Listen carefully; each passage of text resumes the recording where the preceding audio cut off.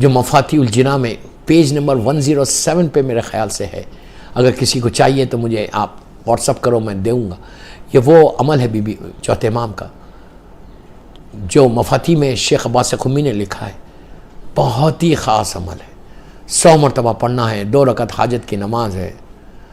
اور یہ عمل میں نے خود کئی مرتبہ کیا۔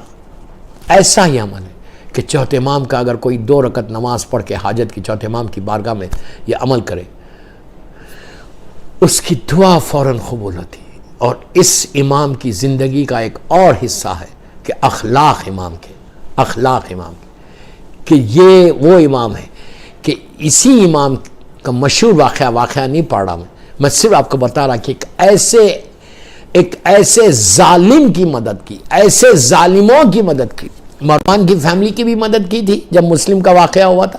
اور ایک ایسے قاتل کی اس امام نے، چوتھے امام نے مدد کی کہ آپ نارمل ہو تو انسان تصور نہیں کرے کہ میں ایسے کی مدد کروں گا، کہ جو ایک بھوکا تھا اور اس وقت امام اگر روٹی نہیں دیتے، اور ایک پیاسا تھا، اس وقت امام اگر اس کو پانی نہیں دیتے اور روٹی نہیں دیتے، وہیں ہلاک ہو جاتا۔ ہم ہوتے تو کہتے اچھا ہے ہلاک ہو جائے، میرے بھائی کا قاتل ہے۔ ایسے کی مدد کی امام نے کہ جو قاتل تھا، بھوکا تھا اور پیاسا تھا، امام نے اپنے ہاتھ سے اس کو روٹی دی، امام نے اپنے ہاتھ سے اس کو پانی پلایا۔ جب وہ پی چکا تو اس کو جب زندگی مل گئی، طاقت آ گئی، اس نے پلٹ کر امام کو دیکھا، آنکھوں کو نیچے کر لیا، نیچے کر کے چہرے پہ کپڑا باندھ لیا کہ امام پہچانے نہیں، لیکن وہ نہیں جانتا تھا کہ یہ امام وقت ہے جو نسلوں سے واقف ہے۔ وہ جب اٹھ کے گیا اور پھر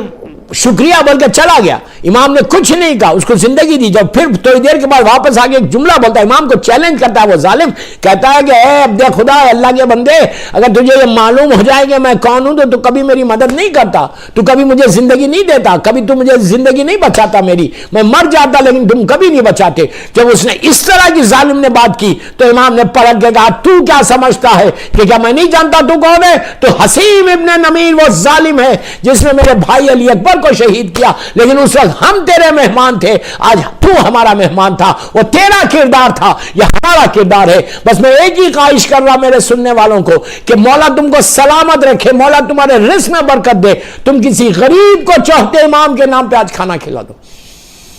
آج کل جب بھی موقع ملے بیک ہوم فون کرو، بیک ہوم، کتنے ایسے یتیم ہیں، کتنے ایسے غریب ہیں،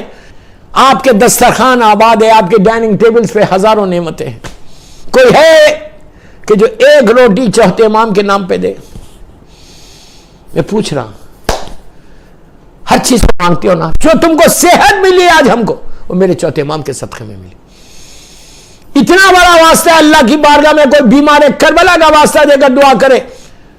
صحت کے لیے، جتنے میں دعا کر رہا کہ اللہ تجھے بیمار کربلا، بیمار مدینہ کا واسطہ، دنیا بھر میں جا جا میرا مولا حسین کا چاہنے والا بیمار ہے، تکلیف میں ہے، اللہ ان سب کو صحت کامل عطا فرما، اور جو بیماریاں ہمارے جسموں میں اس کو دور کر دے میرے چوتھے امام کے نام پہ، ہر بیماری سے محفوظ رکھ اللہ۔ تو کسی کا محتاج نہیں بنانا سوائے تیرے اور محمد اور آل محمد۔ کوئی ہے تم چاہتے ہو کہ تمہارا رزق کھلا رہے سال بھر؟ میری خواہش ہے آپ سے،